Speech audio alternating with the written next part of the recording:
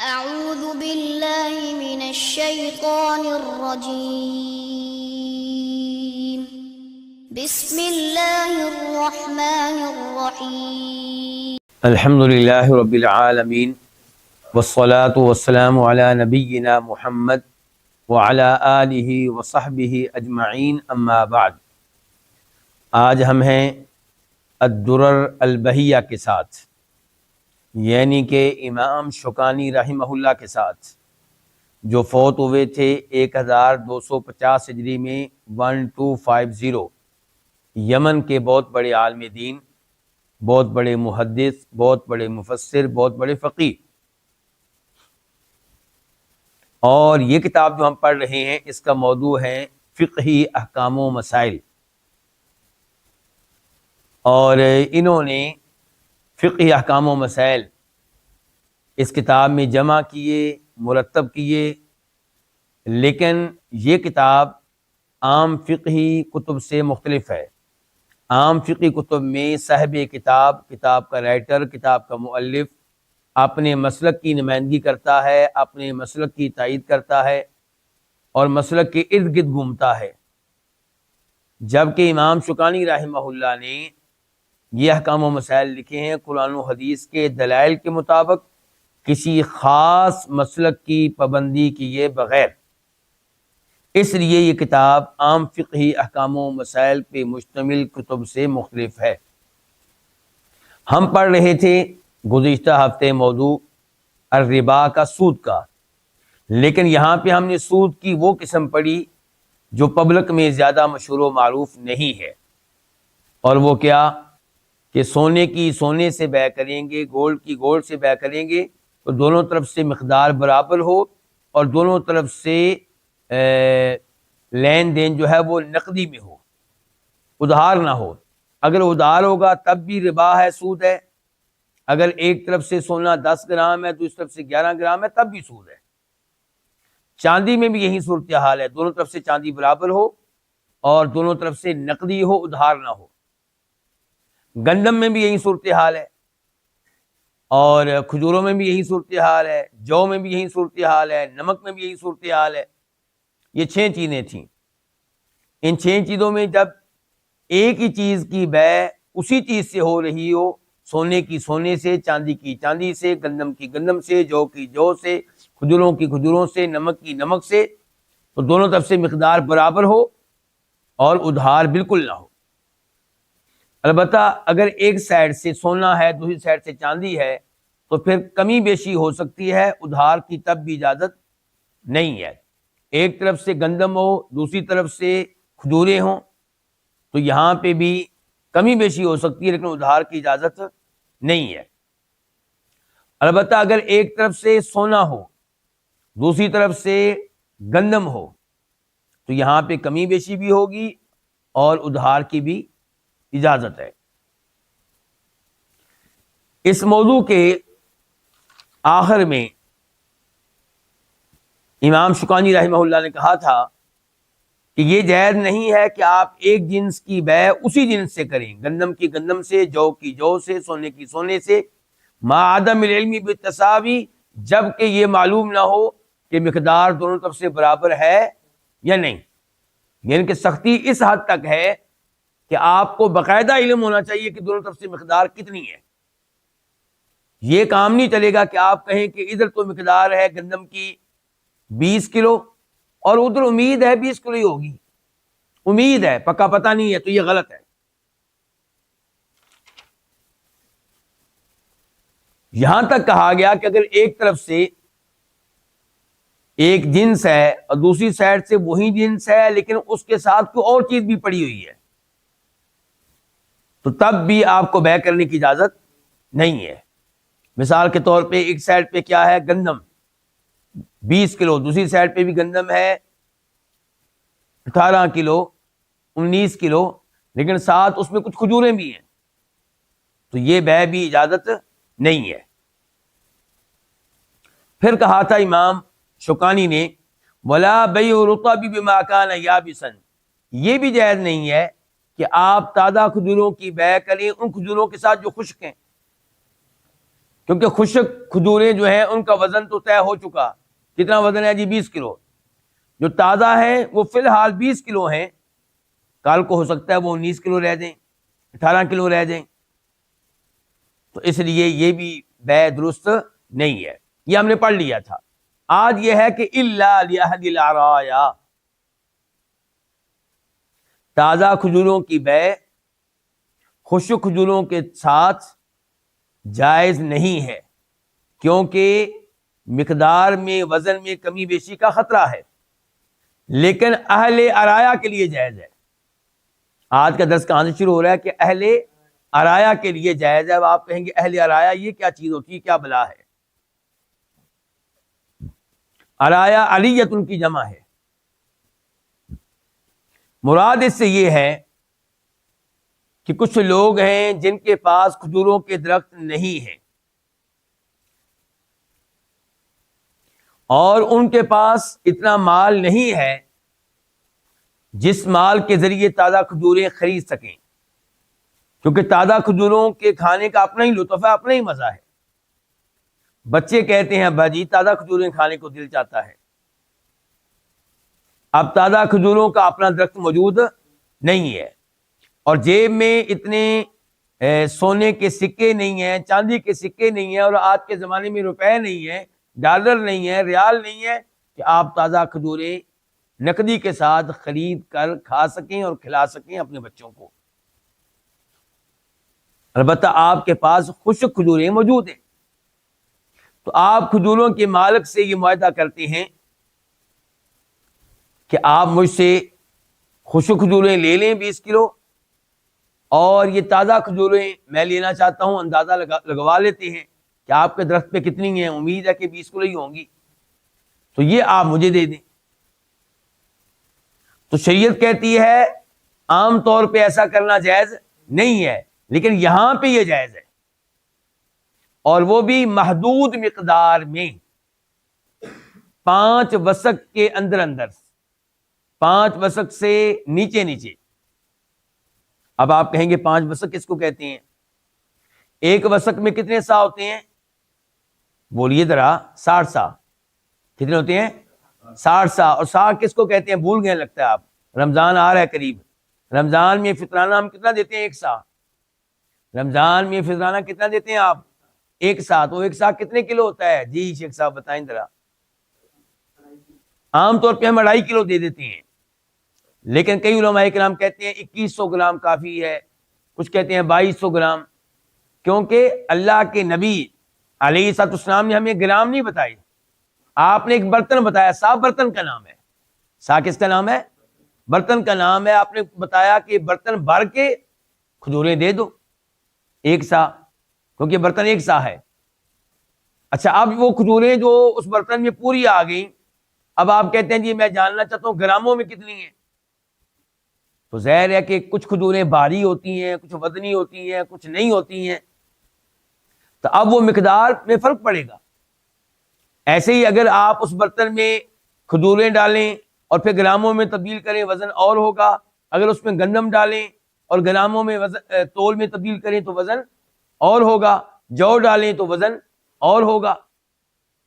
تو اس لیے علماء کرام کا جو یہاں پہ اختلاف ہے، اس میں علماء کرام کا کوئی قصور نہیں ہے. تو آپ نے اس اختلاف میں علماء کرام کو غلط قرار نہیں دینا. انہوں نے بس آپ کے لیے اندازہ لگایا. سب سے بہتر تو یہ ہے کہ آپ وہ برتن اپنے گھر میں رکھیں.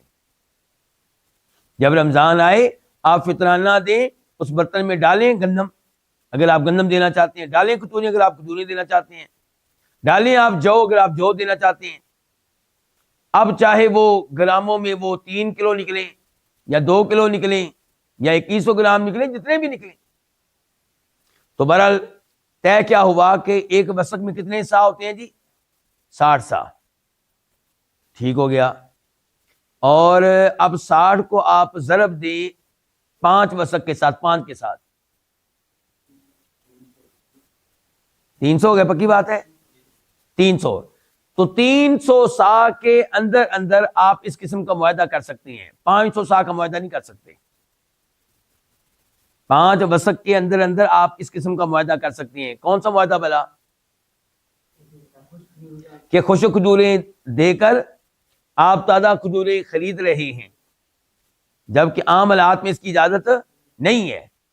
ہاں پیسوں کے بدلے میں آپ خرید لیں، روپے کے بدلے میں آپ تازہ کھجوریں خریدیں، کوئی اعتراض نہیں ہے، جو بھی آپ کا ریٹ طے ہو جائے۔ ڈالر کے بدلے میں آپ خریدیں، پاؤنڈ کے بدلے میں آپ خریدیں، جی بسم اللہ، بلکہ گندم کے بدلے میں آپ خرید لیں، کوئی مسئلہ نہیں ہے۔ لیکن اگر آپ خریدیں گے کھجوروں کے بدلے میں تو ہم پڑھ چکے ہیں کہ یہ جائز نہیں ہے کہ ایک طرف سے تازہ کھجوریں ہوں اور دوسری سائڈ پہ خشک کھجوریں ہوں، کیونکہ تازہ کھجوروں کا وزن کیا ہو جائے گا؟ کم ہو جائے گا، جبکہ شریعت کہتی ہے کھجوروں کی کھجوروں سے بیع تو وزن کیا ہونا چاہیے؟ برابر ہونا چاہیے۔ لیکن اس خاص صورتحال میں اجازت دی گئی ہے۔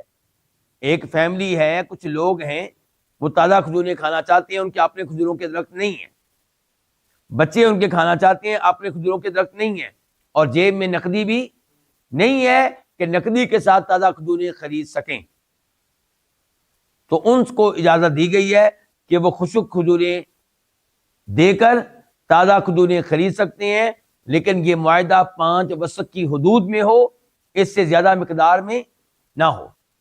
اچھا 5 وسق کتنا ہے وہ ہم طے کر چکے، 300 سا، اور ہم نے یہ بھی طے کیا ہے کہ ایک سا بنا لیں، زیادہ سے زیادہ ایک سا 2.5 کلو، تو اب 600 کو 2.5 سے ضرب دیں، اور 300 کو 300 سا بنائے تھے نا ہم نے، 300 جی 750 کلو گرام کھجوروں کا ایسا معاہدہ کیا جا سکتا ہے۔ اگر آپ 800 کلو گرام کا معاہدہ کریں گے تو ہم کہیں گے یہ ناجائز ہے، غلط ہے، اس کی اجازت نہیں ہے۔ 1000 کلو گرام کا معاہدہ کریں گے تو ہم کیا کہیں گے؟ غلط ہے، جائز نہیں ہے۔ واضح ہو گیا؟ اچھا اس کی کیا دلیل ہے کہ اللہ کے رسول علیہ السلام نے اس کی اجازت دی ہے؟ تو یہ ہمارے پاس حدیث ہے، اس کو روایت کیا امام بخاری رحمہ اللہ نے، نمبر ہے 2192 2192، اور امام مسلم نے نمبر ہے 1539 1539۔ زید بن ثابت اس کے راوی ہیں، ان رسول اللہ صلی اللہ علیہ وسلم رخص فی العرایا، کہ آپ نے عرایا میں رخصت دی ہے، اجازت دی ہے، ان تباع بخرصها کیلن، کہ ان کو بیچا جا سکتا ہے ان کے اندازے کے ساتھ، خشک کھجوروں کے بدلے میں جن کو ماپا جا چکا ہوگا۔ خشک کھجوروں کا تو ماپ معلوم ہوگا، اور آج کی زبان میں ہم کہیں گے ان کا تول معلوم ہوگا، اور اوپر والی کھجوروں کا کیا ہوگا؟ اندازہ۔ تو یہ آپ نے اجازت دی ہے عرایا کی شکل میں۔ عرایا سمجھیں؟ عرایا کی ایک شکل تو وہ ہے جو میں نے آپ کو بتائی، عرایا کی مزید شکلیں بھی ہیں۔ مثال کے طور پہ میں آپ کو مثال دیتا ہوں ایک اور۔ میرے کھجوروں کے درخت ہیں، میں نے اللہ کو راضی کرنے کے لیے اور فقیروں مسکینوں پہ ترس کھاتے ہوئے یا رشتہ داروں پہ ترس کھاتے ہوئے کھجوروں کا ایک درخت اپنے کسی رشتہ دار کو یا محلے کے کسی غریب کو دے دیا کہ اس کا پھل اس سال آپ لوگ کھا سکتے ہیں۔ کھجوروں کے درخت کا مالک نہیں بنایا، کیا کہا ہے؟ پھل کھا سکتے ہیں۔ اب وہ کھجوروں کا درخت کہاں ہے؟ ان کے گھر میں کہ میرے گھر میں؟ میرے گھر میں، میرے باغ میں ہے۔ اب وہ غریب لوگ ہیں، اور کھجوریں آپ کو پتہ ہے ساری یکدم نہیں پک جاتی، اور ساری یکدم کھائی بھی نہیں جا سکتی، تو وہ صبح و شام پہنچ جاتے ہیں۔ کبھی ان کا ایک بچہ آتا ہے دروازہ کھڑکاتا ہے، کبھی دوسرا، کبھی تیسرا، تماشا لگایا ہوا ہے۔ اب جو مالک ہے وہ تنگ آ گیا، اس نے کہا انہوں نے تو تنگ کر دیا مجھے، تو اب وہ ان سے کہتا ہے آپ لوگ ایسا کریں، میرے ساتھ معاہدہ کر لیں، یہ جو کھجوریں میں نے آپ لوگوں کو دی تھیں تازہ، ان کا اندازہ لگوا لیتے ہیں کہ کتنی ہوں گی، آپ لوگ اتنی خشک کھجوریں مجھ سے لے لیں، اور پلیز یہ مجھے بار بار تنگ نہ کریں آپ لوگ۔ تو یہ بھی عرایا کی شکل ہے، یہ بھی کیا ہے؟ عرایا کی شکل ہے۔ تو ان صورتوں میں شریعت نے اجازت دی ہے کہ تازہ کھجوروں کی بیع خشک کھجوروں کے ساتھ ہو سکتی ہے، لیکن شرط کیا ہے کہ 5 وسق کی حدود میں۔ اچھا 5 وسق کی کیا دلیل ہے وہ لے لیں اب آپ۔ یہ بخاری شریف کی حدیث ہے، نمبر ہے 2190 2190، راوی ہے ابو ہریرہ رضی اللہ تعالی عنہ، کہتے ہیں ان النبی صلی اللہ علیہ وسلم رخص فی بیع العرایا فی 5 اوسق او دون 5 اوسق، آپ علیہ الصلوۃ والسلام نے عرایا کی بیع میں رخصت دی ہے، لیکن 5 وسق کی حدود میں یا 5 وسق سے بھی کم میں. یعنی کہ راوی کو شک ہے کہ آپ نے کیا کہا تھا، پورے 5 وسق کی اجازت ہے اور اس سے کم کی، یا کہا تھا 5 وسق کی بھی اجازت نہیں ہے بلکہ 5 وسق سے کم کی اجازت ہے. فرق سمجھ رہے ہیں دونوں میں؟ ہم نے بنایا تھا 5 وسق کتنے بنائے تھے؟ 750. تو فرض کر لیں 750 کلو گرام ہے، تو جناب ابو ہریرہ کہہ رہے ہیں کہ آپ نے کہا تھا کہ 750 کلو گرام میں ایسا معاہدہ کرنے کی اجازت ہے، یا اس سے کم کھجوروں میں، یا پھر آپ نے کہا تھا 750 سے کم میں معاہدہ کرنے کی اجازت ہے، 750 کی ان کی اجازت نہیں ہے.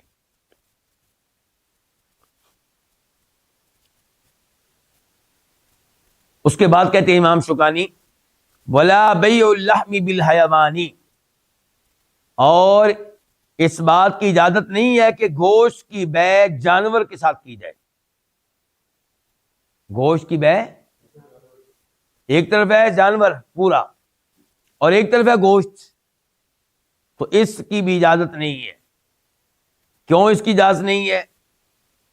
آئیے دیکھیے حدیث کیا ہے اس معاملے میں. امام حاکم روایت کرتے ہیں اپنی کتاب المستدرک میں، حدیث کا نمبر ہے 2285 2285، اور امام بہقی روایت کرتے ہیں سنن الکبریٰ میں، حدیث کا نمبر ہے 1665 10665.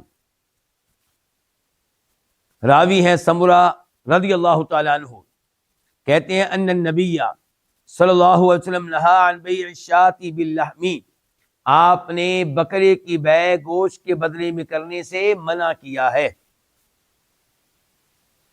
شیخ البانی رحمہ اللہ نے اس حدیث کو حسن درجے کی حدیث قرار دیا ہے اپنی کتاب ارواء الغلیل میں، وہاں پہ اس کا نمبر ہے 1351 1351. تو مسئلہ واضح ہوا کہ یہ بیع بھی درست نہیں ہے کہ ایک طرف گوشت ہو اور دوسری طرف کیا ہو، جانور ہو.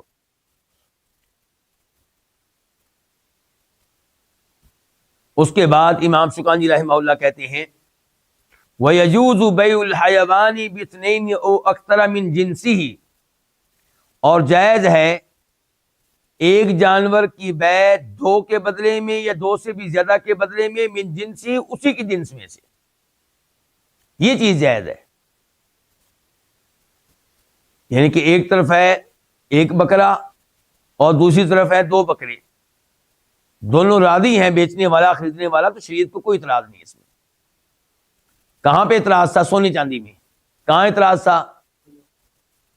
نمک میں، گندم میں، کھجوروں میں، جو میں، اور جو چیز ان کے مطابق ہو، جن چیزوں کو ان کے اوپر قیاس کیا گیا، مثال کے طور پہ چاول.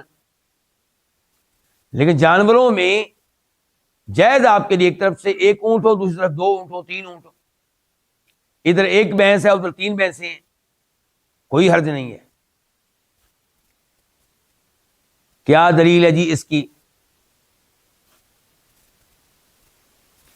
امام ابو داؤد رحمہ اللہ روایت کرتے ہیں، حدیث کا نمبر ہے 3357 3357، راوی ہیں عبداللہ بن عمر رضی اللہ تعالی عنہما ان رسول اللہ صلی اللہ علیہ وسلم امرہ ان یجہز جیشا، کہ نبی علیہ الصلوۃ والسلام نے عبداللہ بن عمر بن عاص کو حکم دیا کہ وہ ایک لشکر تیار کریں.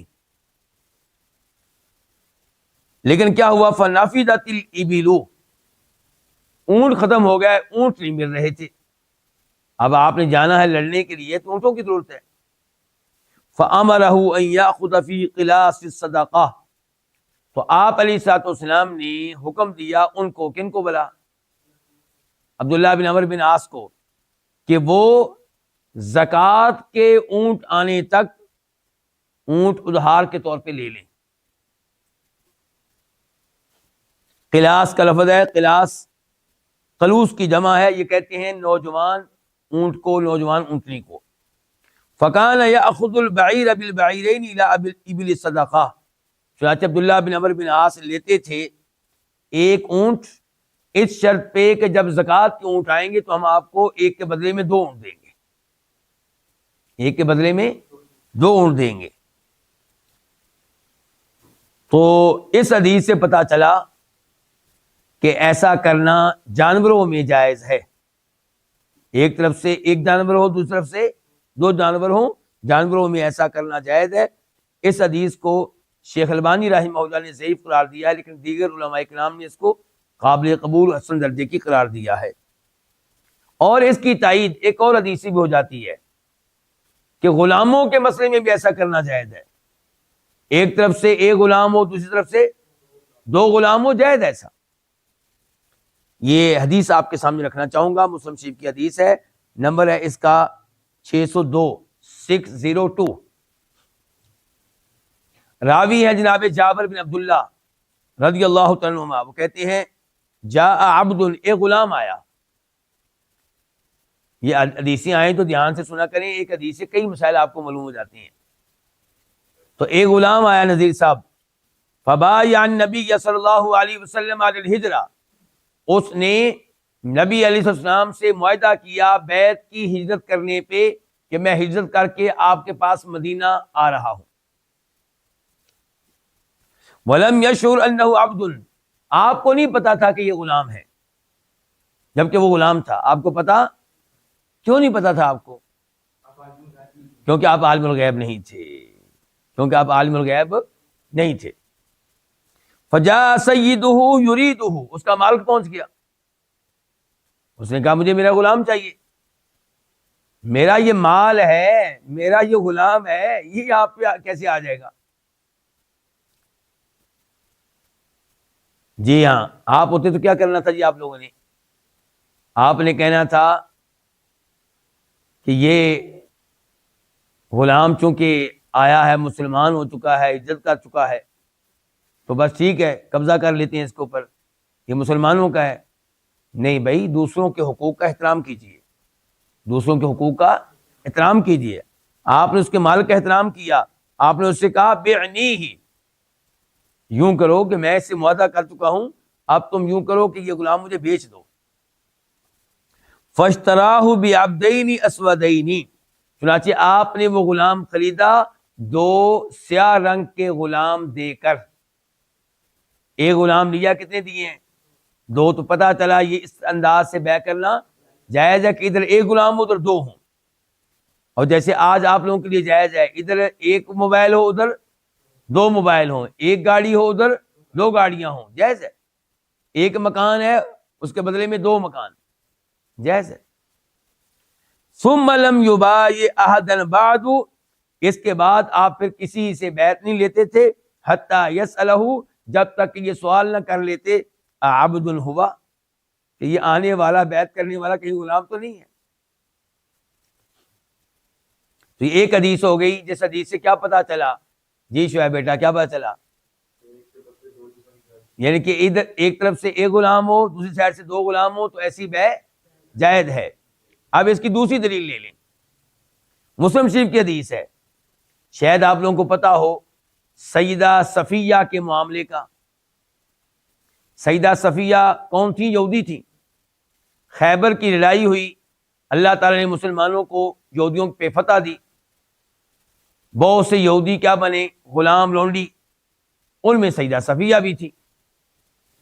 سیدہ صفیہ ایک صحابی کے حصے میں آئیں تو دیگر صحابہ کرام نے نبی علیہ السلام سے گفتگو کی، اللہ کے رسول صفیہ کا خیال رکھیں آپ، یہ عام لڑکی نہیں ہے، یہ کسی یہودی سردار کی بیٹی ہے اور یہودی سردار کی بیوی ہے جو لڑائی میں بھی قتل ہو گیا ہے، نئی نئی دلہن بنی تھی.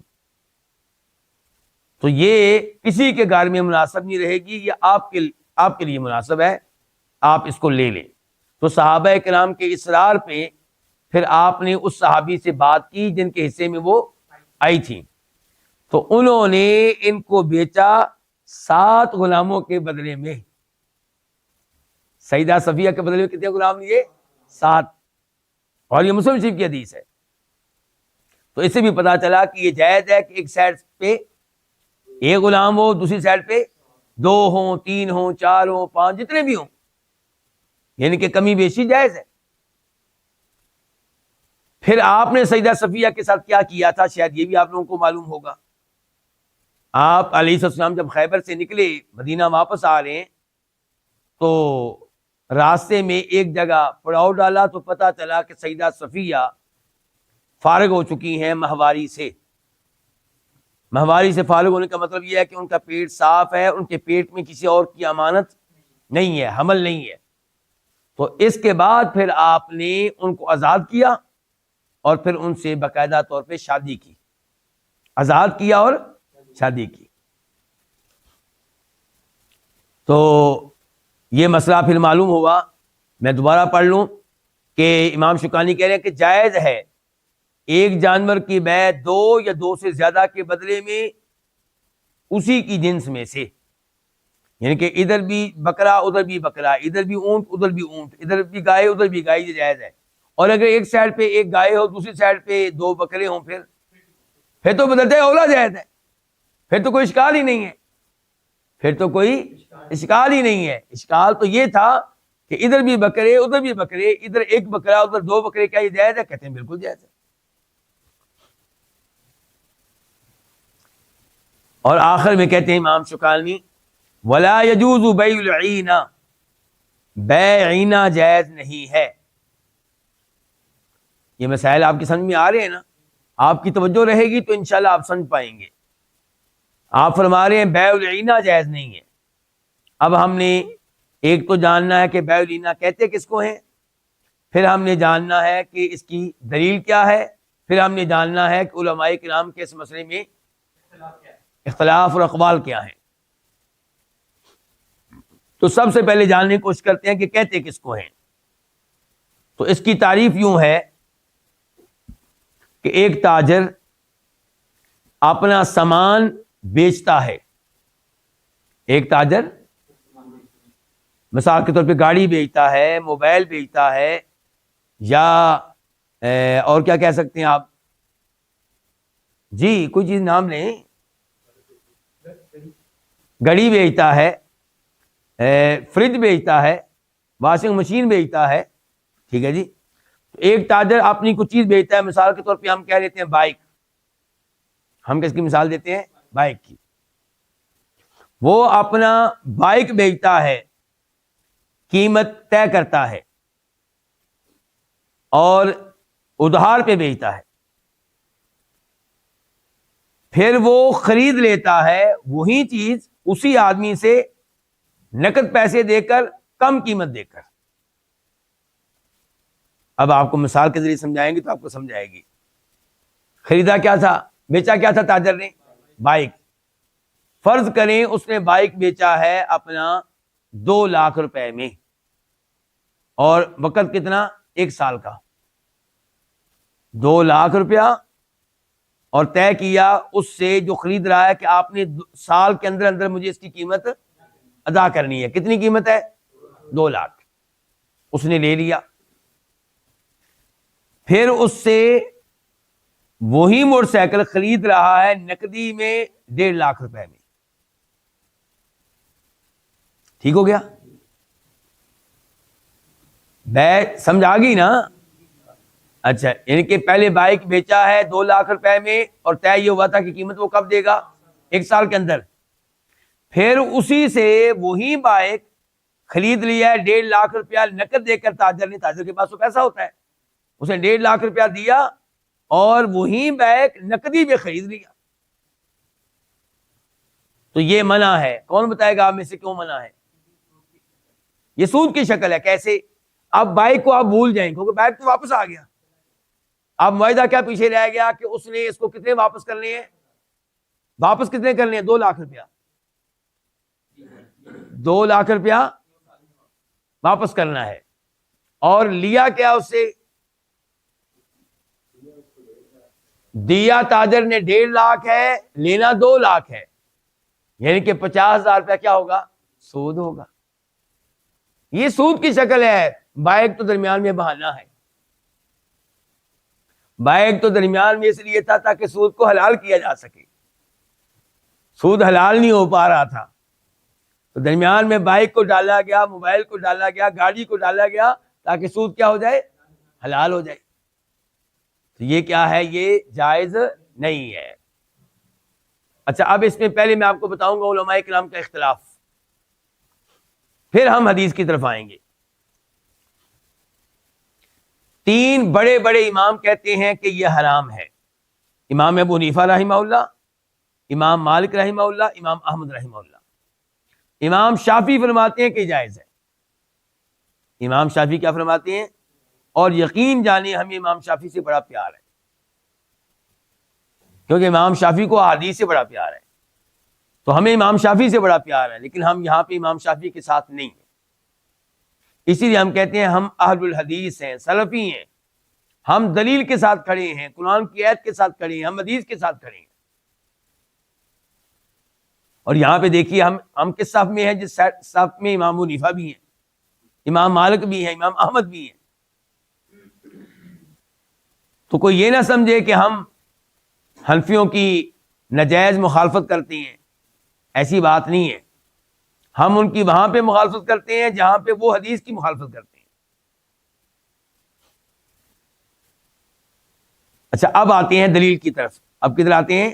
دلیل کی طرف. ابو داؤد شریف کی حدیث ہے، نمبر ہے 3462، 3462. راوی ہے عبداللہ بن عمر رضی اللہ عنہما، کہتے ہیں کہ میں نے سنا نبی علیہ الصلوۃ والسلام کو کیا فرما رہے تھے، اذا تبایعتم بالعینہ، جب تم اینا والی بیع کرنے لگو گے،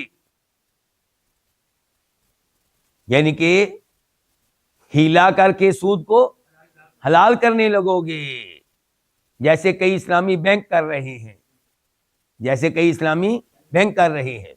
تو فرمایا جب تم اینا کے ذریعے بیع کرنے لگو گے، وَأَخَذْتُمْ أَذْنَابَ الْبَقَرِ، اور گائیوں کی دمیں پکڑ لو گے.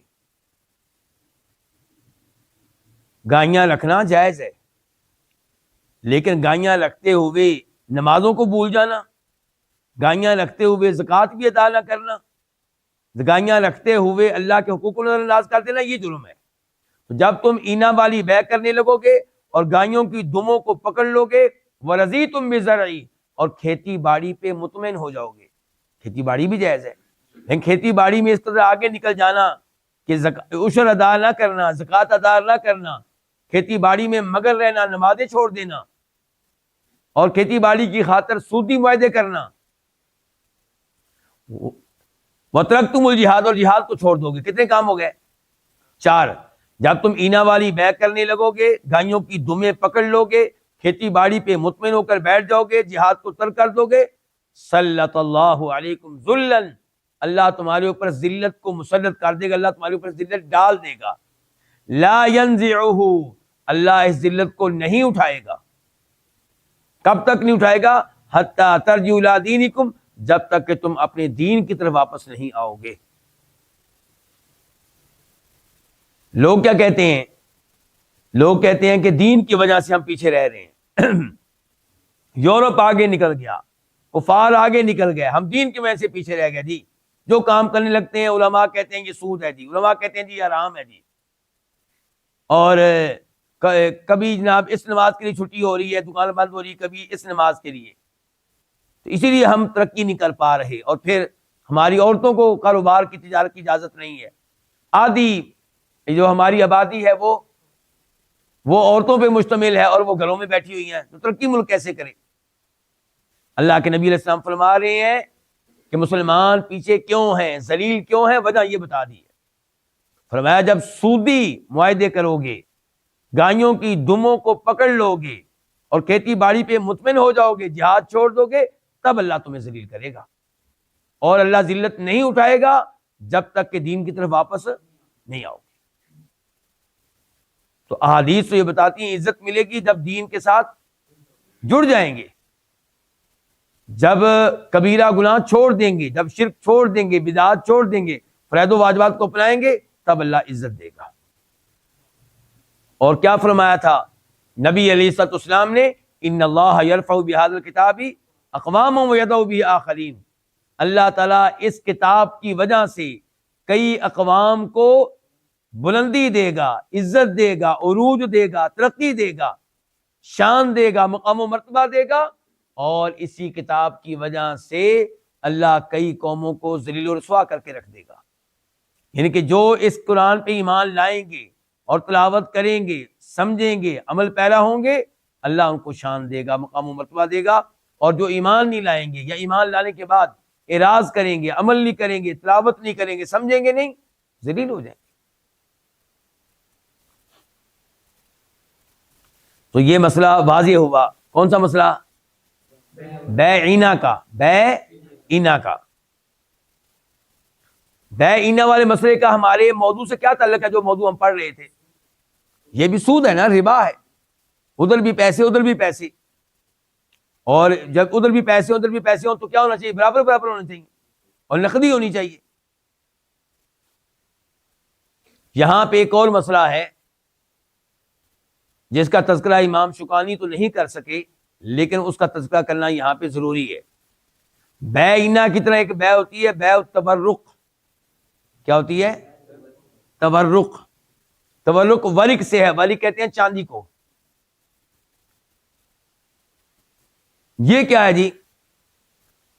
تبرق اور اینہ ایک دوسرے کے قریب قریب ہے. ذرا دھیان سے،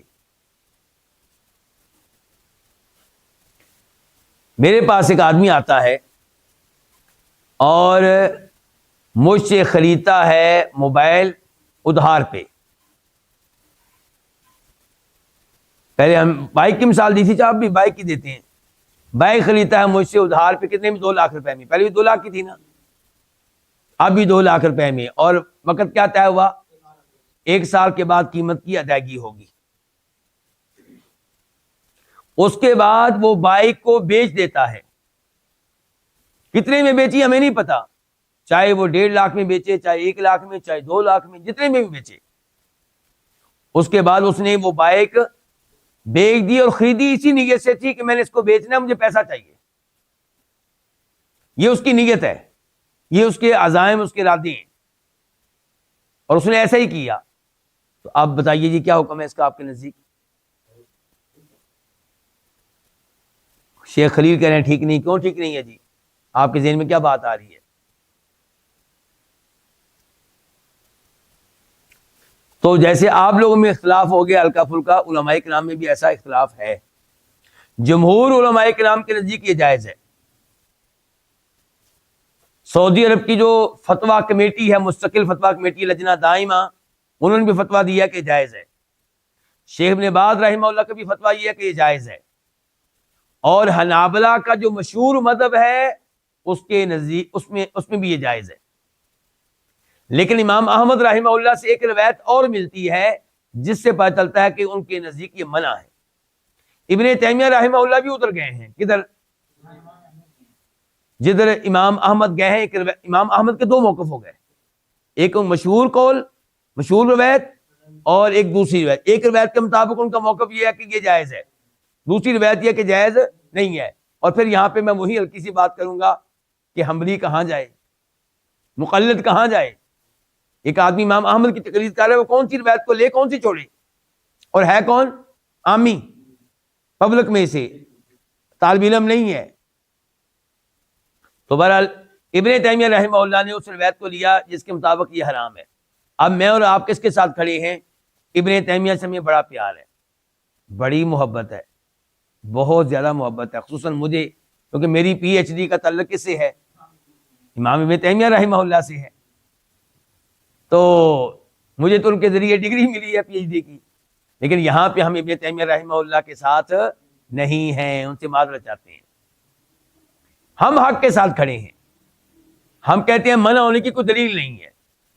ابن تیمیہ کہتے ہیں کہ یہ بھی بیعینہ والی صورتحال بن رہی ہے، تقریباً بیعینہ والی صورتحال بن رہی ہے.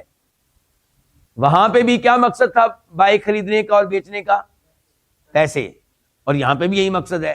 لیکن ہم کہتے ہیں کہ وہاں پہ اس لیے غلط تھا کہ جس آدمی سے بائک خریدی ہے اسی کو بیچی جا رہی ہے، اور آخر میں رزلٹ کیا رہ گیا تھا کہ 2 لاکھ روپیہ یعنی کہ دینا ہے، اور لیا کتنا ہے؟ 1.5 لاکھ روپیہ، 50,000 روپیہ سود ہو گیا. گویا کہ یعنی کہ 1.5 لاکھ روپیہ دے کر، قرضہ دے کر واپس لینا ہے کتنا؟ 2 لاکھ روپیہ، اور یہ سود ہے. یہاں پہ معاملہ اس آدمی کے ساتھ نہیں ہے. یہاں خریدا مجھ سے بائک ہے، بیچا کسی اور کو جا کے. اور مجھ سے جو سامان خریدنے والے ہیں، میں کاروبار کرتا ہوں مثال کے طور پہ موبائل کا، مجھ سے خریدنے والے جو لوگ ہیں وہ دو طرح کے ہوتے ہیں. کچھ وہ ہیں جن کو وہ چیز چاہیے ہوتی ہے موبائل، اور کچھ وہ ہیں وہ خود آگے کاروبار کرنا چاہتے ہیں، موبائل خرید کے وہ آگے بیچنا چاہتے ہیں. اس کے اوپر کون سی اعتراض، ہم اعتراض کیوں کریں اس کے اوپر؟ تو اس لیے بیع تبرک جو ہے یہ کیا ہے؟ یہ جائز، اور بیع اینا جائز نہیں ہے.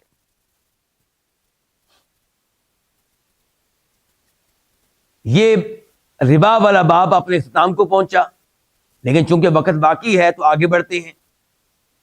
اب ہمارا نیا باب ہے اور اس کا نام ہے باب الخیارات، کہ بیع اور مشتری میں سے ہر ایک کو اختیار کا ملنا. کیا ملنا؟ اختیار. مثال کے طور پہ بیع کینسل کر سکتا ہے یا نہیں کر سکتا، بیع واپس لے سکتا ہے، یا اس موضوع پہ گفتگو اب ہونے لگی ہے. تو امام شوکانی فرماتے ہیں رحمہ اللہ، یجب علی من باع بعیب ان یبینہ والا ثبت للمشتری الخیار. یجب واجب ہے ہر اس شخص پہ جو کوئی چیز بیچے بعیب کسی عیب کے ساتھ، چیز بیچ رہا ہے جبکہ اس میں کیا موجود ہے؟ عیب، اور اس کو معلوم ہے، اس کو پتا ہے، تو واجب ہے اس پہ جو کچھ چیز بیچے کسی عیب کے ساتھ ان یبینہ، کہ وہ اس عیب کو واضح کرے. وہ اس عیب کو کیا کرے؟ واضح کرے. وَإِلَّا ورنہ ثَبَتَ لِلْمُشْتَرِي الْخِيَارُ، خریدنے والے کو، مشتری کو خیار ملے گا، اختیار ملے گا. کس چیز کا اختیار؟ جب اس کے علم میں عیب آئے گا وہ چاہے گا تو بیع کو برقرار رکھے گا، اور چاہے گا تو وہ کہے گا واپس لو یہ چیز، تمہیں پتا تھا اس میں عیب ہے، تم نے مجھے بتایا نہیں. یہ بیع کن کی؟ مسلمانوں والی بیع. اور افسوس کہ آج مسلمان عام طور پہ جو بیع کر رہے ہیں، کتنے فیصد کہیں جی فراڈ والی بیع کتنے فیصد مسلمان کر رہے ہیں؟ آپ کہہ سکتے ہیں 99 مسلمان غلط بیع کرتے ہیں. عیب موجود ہوتا ہے، پتہ بھی ہوتا ہے، چھپاتے ہیں، واضح نہیں کرتے. اور جو کچھ بہتر ہیں وہ دوسرے سے یہ نہیں کہتے کہ عیب نہیں ہے، وہ کہتے ہیں جی آپ کے سامنے آپ دیکھ لیں. بتائیں گے نہیں. اور اللہ کے نبی فرماتے ہیں علیہ الصلوۃ والسلام، دوسری حدیث میں، بخاری شریف کی حدیث ہے، کہ بائع اور مشتری دونوں کو بیع کینسل کرنے کا اختیار رہتا ہے جب تک دونوں ایک مجلس میں موجود ہیں، جب تک کہ الگ نہیں ہو جاتے. یہ ایک اور اختیار کی بات ہو رہی ہے. یہ عیب ہو یا نہ ہو، دونوں بیع کرنے کے بعد جب تک جدا نہیں ہو جاتے، بیع کو کینسل کرنے کا دونوں کو اختیار حاصل ہے. یہ آگے چل کے ہم پڑھیں گے. میں اصل بات جو بتانا چاہتا ہوں وہ اس کے بعد آ رہی ہے، وہ یہ کہ اللہ کے نبی فرماتے ہیں اگر یہ دونوں بیع کرنے والے سچائی سے کام لیں، ہر چیز کو واضح کر دیں، تو اللہ ان کی بیع میں برکت ڈالے گا. اور اگر یہ جھوٹ سے کام لیں گے، عیب وغیرہ کو چھپائیں گے، تو ان کی بیع سے برکت جو ہے وہ نکال دی جائے گی. برکت باقی نہیں رہے گی. پیسہ باقی رہے گا لیکن اس میں برکت نہیں ہوگی. اچھا، اب یہ جو چیز ہم نے پڑھی ہے اس کی دلیل کیا ہے؟ امام ابن ماجہ رحمہ اللہ روایت کرتے ہیں، حدیث کا نمبر ہے 2246 2246. راوی ہے عقبہ بن عامر. وہ کہتے ہیں کہ میں نے سنا نبی علیہ الصلوۃ والسلام سے کہ آپ فرما رہے تھے، المسلم اخو المسلم، مسلمان کا بھائی ہے. ولا یحل لمسلم باع من اخیہ بیعا، کسی مسلمان کے لیے جائز نہیں ہے کہ اپنے مسلمان بھائی کو عیب والی چیز بیچے. فیہ عیب الا بینہ لہ، ہاں عیب کو واضح کرنے کے بعد بیچ سکتا ہے. اب میں موٹی سی مثال دوں گا جو عام طور پہ میں دیا کرتا ہوں، کیونکہ ہم عام طور پہ سارا غصہ کن پہ نکالتے ہیں؟ حکمرانوں پہ. ساری برائیوں کی جڑ کون ہے جی؟ حکمران. اور میں اور آپ، ہم حاجی نوازی. غریب بندے کا کوئی قصور ہی نہیں ہے جی. یہ جو بڑے بڑے ہیں نا فیکٹریوں والے، یہ کھا گئے ملک کو. اچھا آئیے چلتے ہیں غریب آدمی کے پاس، ذرا ریڈی پہ چلتے ہیں، سیب خریدتے ہیں اس سے ذرا. ہاں جی، کیا کوشش ہوگی بتائیں ایمانداری سے اس کی؟ خراب سیب ڈالنے کی. بلکہ ہمارا اور اس کا مقابلہ لگا ہوتا ہے. ہم بتاتے ہیں کہ یہ دانہ، وہ کئی دفعہ نکال بھی دیتا ہے، گال میں آ کے پتہ چلتا ہے پھر بھی وہ 3 دانے اس کے آگے ہیں جو عیب والے ہیں. کامیابی اسی کو ملتی ہے آخر میں. سعودی عرب میں، بلکہ آپ کہہ سکتے ہیں سب عرب ممالک میں بے کا طریقہ کیا ہے، پھل کا طریقہ کیا ہے؟ کسٹمر جائے گا، وہ اپنی مرضی سے پھل اٹھائے گا، بیچنے والے نے ریٹ بتا دینا ہے، بھی آپ گندے دانے باہر نکالیں۔ آپ کہتے ہیں جی پھر میرا نقصان، کیوں نقصان ہوگا تیرا؟ تو اپنی قیمت بڑھا دے۔ تو نے پیٹی خریدی ہے مثال کے طور پہ 5,000 روپے کی، اس میں دانے خراب نکلے ہیں، تو ایسا ریٹ لگا کہ تجھے آخر میں منافع ملے۔ لیکن یہ کہ ریٹ تو وہی رکھے اور اس میں گندا پھل تو بیچے، یہ جرم ہے، یہ گناہ ہے۔ اور یہ غریب آدمی صبح شام کر رہا ہے، جن کو آپ غریب کہتے ہیں، بیچارہ کہتے ہیں، ریڑھی والے جی، ریڑھی والے بیچارے، ریڑھی والے غریب آدمی جی، غریب آدمی۔ تو میں ان کو دیکھ کے کہا کرتا ہوں کہ ہر کوئی اپنی جگہ پہ کیا ہے، نہیں اب میں نام نہیں سمجھ لینا چاہتا، درس ہے تو یعنی کہ کہنے کا مطلب ہر آدمی اپنی جگہ پہ لگا ہوا ہے، لیکن ہم غصہ بڑوں کے اوپر نکالتے ہیں۔ تو یہ جو چھوٹا ہے، اگر اس کو حکمران بنا دیجیے کیا کرے گا مجھے بتائیں؟ کہ جہاں اس کو موقع ملا ہے 2 نمبری کر رہے ہیں نا، تو اگر اس کو آپ پورے خزانے کا مالک بنا دیں، پورے ملک کا مالک بنا دیں، کیا کرے گا؟ یہی کچھ کرے گا۔ تو پھر آپ کیوں سمجھتے ہیں کہ سارا قصور ان کا ہے اور ہم عوام پبلک پاک صاف ہیں؟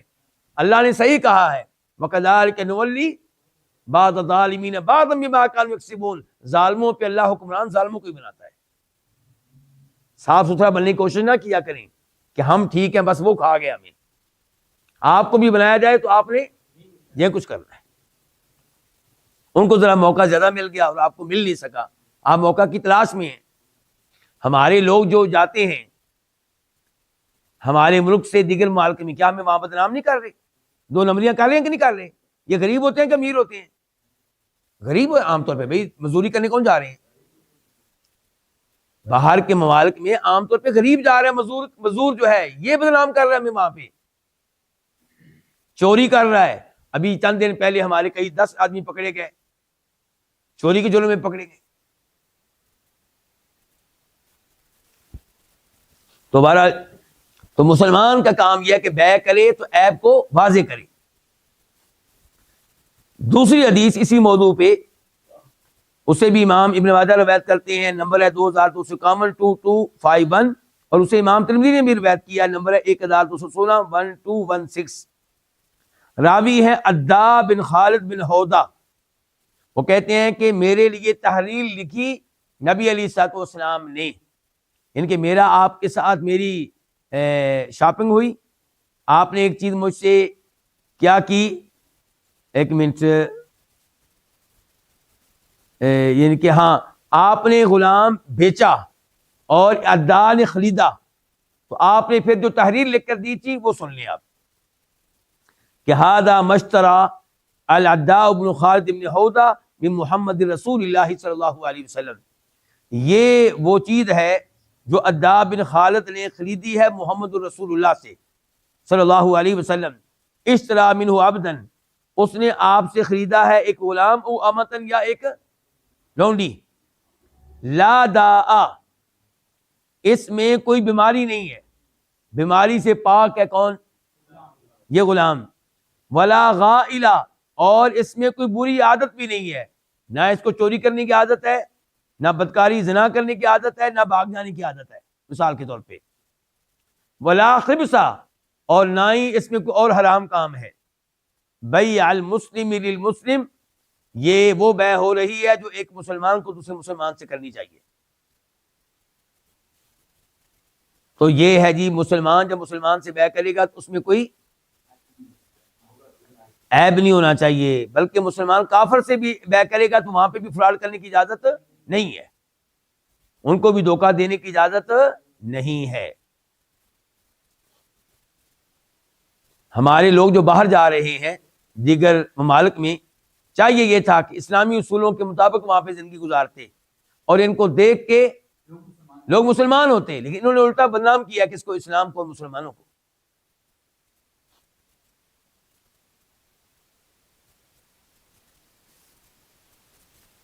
تو یہ مسئلہ واضح ہو گیا کہ اگر آپ ایسی بیع کرتے ہیں جس میں عیب موجود ہے، کوئی چیز بیچ رہے ہیں آپ، اس میں عیب موجود ہے، تو بعد میں اس کو پتہ چل گیا کس کو؟ خریدنے والے کو، تو اس کو حق حاصل ہے کہ اس بیگ کو واپس کرے، اس بائک کو واپس کرے، اس گاڑی کو واپس کرے، اس موبائل کو واپس کرے۔ والخراج بالضمان، اب ایک مسئلہ اٹھے گا جی، وہ کیا کہ آپ نے 10 دن میری گاڑی استعمال کی ہے، اس کا رینٹ دیں۔ آپ میری گاڑی پہ جس کو ابھی واپس کرنے آ گئے ہیں کہ جناب اس میں عیب ہے، تو آپ استعمال تو کرتے رہے نا، آپ اس پہ بیٹھ کے ایک دفعہ مدینہ سے مکہ گئے ہیں، ایک دفعہ مدینہ سے ریاض گئے ہیں، ایک دفعہ مدینہ سے تبوک گئے ہیں، تو یہ سارا رینٹ ادا کریں۔ شریعت کہتی ہے نہیں، رینٹ نہیں ملے گا۔ شریعت کیا کہتی ہے؟ رینٹ نہیں ملے گا۔ کیوں نہیں ملے گا؟ عیب نہیں بتایا تو ٹھیک ہے، واپس ہو رہی ہے گاڑی بھائی۔ نہیں، سزا کے طور پہ نہیں، سزا کے طور پہ نہیں، یہ آپ کی بات صحیح نہیں ہے۔ یہ والخراج بالضمان، اور جو فائدہ ہے بالضمان، وہ ضمانت کے بدلے میں ہے، ذمہ داری کے بدلے میں ہے۔ کیا مطلب؟ جب وہ گاڑی لے کر گیا تھا ریاض، راستے میں چوری ہو جاتی، کون ذمہ دار تھا؟ وہ جس نے خریدی ہے۔ اگر آگ لگ جاتی، کون ذمہ دار تھا؟ وہ جس نے خریدی ہے۔ کوئی بھی مسئلہ ہوتا تو وہ بیچارہ ذمہ دار ہوتا۔ تو اب جب اس نے فائدہ اٹھایا ہے ان دنوں میں، تو اس کا کوئی آپ کو رینٹ نہیں دے گا، کیونکہ نقصان کا ذمہ دار بھی ان دنوں میں وہی تھا۔ بات ہوگی بات؟ تو یہ ہے کہ والخراج بالضمان۔ آئیے اس کی دلیل بھی پڑھ لیتے ہیں۔ امام ابن ماجہ رحمہ اللہ حدیث روایت کرتے ہیں، نمبر ہے 2242 2242، اور راوی ہے سیدہ عائشہ رضی اللہ عنہا، قال رسول اللہ صلی اللہ علیہ وسلم الخراج بالضمان، کہ فائدہ جو ہے بالضمان وہ ضمانت کے بدلے میں ہے، یعنی کہ ضامن وہ تھا۔ یہ اصل میں ایک غلام بیچا گیا، بعد میں جس نے خریدا اس نے واپس کر دیا کہ اس میں یہ عیب موجود ہے، تو نے مجھے بتایا نہیں ہے، تو وہ اللہ کے رسول کے پاس آ گیا کہ اللہ کے رسول اتنے دن اس نے میرے غلام سے کام لیا ہے، اس سے فائدہ اٹھاتا رہا ہے، اس کے پیسے مجھے ادا کرے، اس کے مجھے یعنی کہ اجرت ادا کرے۔ تو آپ نے کہا تھا الخراج بالضمان، ان دنوں یہ غلام مر جاتا تو اتنا بڑا نقصان کس کو برداشت کرنا پڑتا؟ اس خریدار کو۔ تو اس لیے یہ فائدہ جو ہے اس زمان کے بدلے میں ہے، اس ذمہ داری کے بدلے میں ہے۔ آج کے درس کا آخری مسئلہ، جس کا اسی مسئلے سے تعلق ہے جو ابھی ہم پڑھ رہے تھے، وَلِلْمُشْتَرِي الرَّدُّ بِالْغَرَرِ وَمِنْهُ الْمُسَرَّاتُ فَيُرُدُّهَا وَصَاعًا مِّن تَمْرٍ أَوْ مَا يَتَرَاضَيَانِ عَلَيْهِ۔ خریدنے والے کو حق حاصل ہے کہ رد، وہ خریدی ہوئی چیز واپس کر دے، بالغرر، دھوکے کی وجہ سے، اگر وہ اس کو لگے کہ مجھے کیا دیا گیا ہے؟ دھوکہ دیا گیا ہے۔ وَمِنْهُ، اور اسی میں سے المسرات، وہ جانور جس کا دودھ روک کر رکھا گیا ہو بیچنے سے پہلے، تاکہ لگے کہ جناب بہت دودھ دینے والا یہ جانور ہے، دھوکہ دیا ہے نا، 3 دن سے دودھ اس کا نکالا نہیں جا رہا تھا، اب اس بھینس کو بیچا گیا، گائے کو بیچا گیا، بکری کو بیچا گیا، خریدنے والے نے سمجھا واہ کیا دودھ ہے جی، تو گھر میں جا کے جب اس نے پہلے دن دودھ نکالا تو بہت زیادہ تھا، 20 کلو ماشاءاللہ گائے کا دودھ، بھینس کا دودھ۔ اگلے دن جناب وہ رہ گیا 10 کلو، اور تیسرے دن وہ رہ گیا 2 کلو۔ ٹھیک ہے، تو المسرہ اس جانور کو کہتے ہیں جس کا دودھ روک کے رکھا گیا ہو۔ تو امام شوکانی کہہ رہے ہیں خریدنے والے کے لیے، خریدنے والے کو حق حاصل ہے کہ ردو، وہ واپس کر دے اس چیز کو جس کو خریدا ہے، بالغرر، دھوکے کی وجہ سے۔ غرر کا معنی کیا؟ دھوکہ، فراڈ ہوا اس کے ساتھ۔ وَمِنْهُ، اور اس میں سے ان کس کی ایک شکل ہے؟ المسرہ، دھوکے والی بے کی ایک شکل کیا؟ المسرہ، وہ جانور جس کا دودھ روکا گیا ہو۔ فَيَرُدُّهَا، چنانچہ یہ آدمی جس نے خریدا ہے اس جانور کو، یہ اس کو واپس کر سکتا ہے، واپس کرے گا، وَصَاعًا مِّن تَمْرٍ، اور کھجوروں کے ایک صاع بھی ساتھ واپس دے گا۔ پہلے کہا گیا تھا نہیں، لیکن یہ خاص شکل، یہ استثناء ہے۔ عام اصول یہ ہے کہ آپ وہ عیب والی چیز واپس کریں گے اور ساتھ آپ کو کوئی قیمت نہیں دینی پڑے گی، لیکن جانور کا اگر جو معاملہ ہے اور آپ نے اس کا دودھ پیا ہے تو وہ آپ واپس کریں گے اور 7 کھجوروں کا ایک حصہ واپس کریں گے، ان کے 2.5 کلو کھجوریں دیں گے۔ او ما یتراضیان علیہ، یا آپ پھر وہ واپس کریں گے جس کے اوپر دونوں کی اتفاق ہو جائے، دونوں راضی ہو جائیں۔ دھیان سے، اس مسئلے میں ہمارا حنفی علماء کرام سے اختلاف ہے۔ ہم یہاں پہ بھی حدیث کے ساتھ کھڑے، ہم ہوئے اہل الحدیث، ہم جلدی سے ادھر ہو جاتے ہیں جدھر کیا ہو، لیکن ہمارے بھائی حنفی جو لوگ ہیں یہ بہت، ان کو کہتے ہیں اصحاب الرائے، کیا کہتے ہیں؟ بہت عقل مند ہیں، رائے، یہ بہت ہی عقل مند ہیں۔ انہوں نے کچھ اصول بنائے ہوتے ہیں، کیا بنائے ہوتے ہیں؟ اور اصول انہوں نے دین سے لیے ہوتے ہیں، اپنی طرف سے بیچارے نہیں بناتے، لیکن ہم اس اصول کو ہم بھی لیتے ہیں، یہ بھی لیتے ہیں، لیکن ہم اس اصول کو چھوڑ دیتے ہیں جہاں پہ وہ کسی حدیث سے ٹکرا رہا ہو۔ یہ کہتے ہیں نا،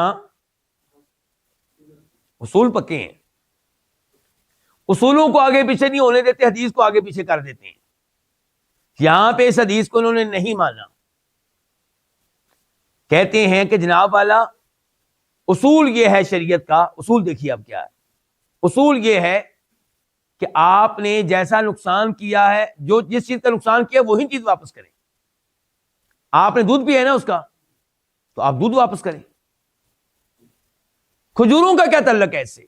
کھجوروں کو واپس کرنا اصولوں کے خلاف ہے، کھجوریں اس میں واپس کرنا اصولوں کے خلاف ہے۔ آپ دودھ واپس کریں، آپ کہتے ہیں دودھ میرے پاس نہیں، ٹھیک ہے قیمت دیں، قیمت آپ دیں، کھجوروں کا کیا تعلق ہے اس موضوع سے؟ تو کھجوروں والا معاملہ جو ہے یہ اصولوں کے خلاف ہے۔ ہم نے کہا جی حدیث ہے، کچھ ہاتھ ہولا رکھیں، کیا کر رہے ہیں آپ؟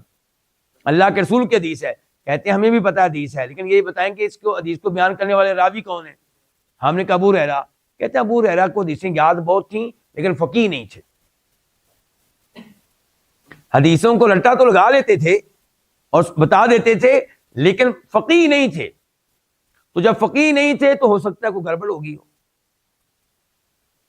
اس لیے یہ حدیث مانی نہیں جائے گی۔ امام بخاری بھی بڑے تیز ہیں۔ کون بڑے تیز ہیں؟ امام بخاری نے پھر کیا کیا؟ انہوں نے بھی صحیح بخاری میں ان کے ساتھ نا، میں لفظ کون سا بولوں بس میں کنٹرول کر رہا ہوں اپنے اوپر۔ تو امام بخاری رحمہ اللہ نے بھی بہت بڑا کام ڈال دیا۔ انہوں نے کیا کیا؟ پہلی حدیث لے کر آئے جس کو یہ مانتے نہیں ہیں، اس کے فوراً بعد وہ لے آئے عبداللہ بن مسعود کا قول، اس صحابی کا قول جس کو کہتے ہیں یہ فقیہ ہیں، وہ صحابی جن کے بارے میں کہتے ہیں کہ ہماری فقہ کی بنیاد عبداللہ بن مسعود کے فتاوی پہ ہے، کہتے ہیں ہماری فقہ کی بنیاد ان کے فتاوی پہ ہے۔ تو امام بخاری نے کہا تمہارے عبداللہ بن مسعود وہ تو ہمارے بھی ہیں لیکن تم زیادہ ان کا نام لیتے ہو، ان کا فتویٰ ہے کہ ان کا فتویٰ حدیث کے عین مطابق ہے۔ وہ کہتے ہیں اگر کسی نے جانور خرید لیا، دودھ اس کا روکا گیا تھا، اب وہ واپس کرنا چاہے تو واپس کرے اور 7 کھجوروں کا ایک حصہ واپس کرے۔ کہا اب بتاؤ، امام بخاری کا مطلب ہے کہ اب بتاؤ، اب یہ حدیث پڑھ لیں جناب۔ امام بخاری اس حدیث کو روایت کرتے ہیں، حدیث کا نمبر ہے 2150 2150، اور امام مسلم روایت کرتے ہیں، حدیث کا نمبر ہے 1515 1515۔ راوی ابو ہریرہ رضی اللہ عنہ کہ نبی علیہ السلام نے ارشاد فرمایا کہ ولا تسر الغنم، بکریوں کا دودھ مت روکو، یعنی کہ وہ بکری جس کو آپ بیچنا چاہ رہے ہیں، ومن ابتاعها، اور جو ایسی بکری خرید لے، فهو بخیر النظرین بعد ان یحلبها، تو دودھ دو لینے کے بعد اس کو دو میں سے بہترین چیز کا اختیار ہے، دو چیزوں میں سے جو اس کے لیے بہتر ہے وہ کر لے۔ وہ دو چیزیں کیا ہیں؟ نمبر 1 ان راضیہا، اگر وہ اس کے اوپر اب بھی مطمئن ہے تو امسکہا، ٹھیک ہے جانور کو اپنے پاس رکھے اور بیع صحیح ہے۔ وَإِن سَخِطَہا، اگر وہ اس کو ناپسند کرتا ہے تو ردہا، اس جانور کو واپس کر دے، وَصَاعً مِن تمر، اور ساتھ کا واپس کرے کھجوروں کا ایک سا۔ ٹھیک ہو گیا شیخ صاحب؟ اچھا اب یہ جو امام شوکانی نے کہا ہے کہ یا کھجوروں کا ایک سا واپس کیا جائے، ان کا 2.5 کلو کھجوریں، یا پھر جس پہ بھی وہ دونوں مطمئن ہو جائیں، تو اس کی کیا دلیل ہے؟ اس کی دلیل یہ ہے کہ بھائی اس کا حق ہے، ان دونوں کا معاملہ ہے۔ تو اگر وہ کہتا ہے جی ٹھیک ہے جی آپ بس مجھے جانور واپس کر دیں، مجھے کھجوریں نہیں چاہیے، یا یہ کہتا ہے میں تمہیں ایک جانور بھی دے رہا ہوں اور ساتھ میں تمہیں 20 کلو دودھ دے رہا ہوں، یا ساتھ میں تمہیں دودھ جو پیا اس کے 10,000 روپیہ دے رہا ہوں، تو ٹھیک ہے، دونوں کا اتفاق ہو جاتا ہے تو ٹھیک ہے، اس میں کوئی حرج نہیں ہے۔ یہیں پہ آج کے درس کا اختتام کرتے ہیں۔ اللہ رب العزت سے دعا کرتے ہیں کہ اللہ تعالی ہمیں ان احادیث کو سمجھنے کی، ان مسائل کو سمجھنے کی توفیق عنایت فرمائے، اور اللہ تعالی ہمیں حرام سے محفوظ رکھے۔ وآخر دعوانا الحمدللہ رب العالمین۔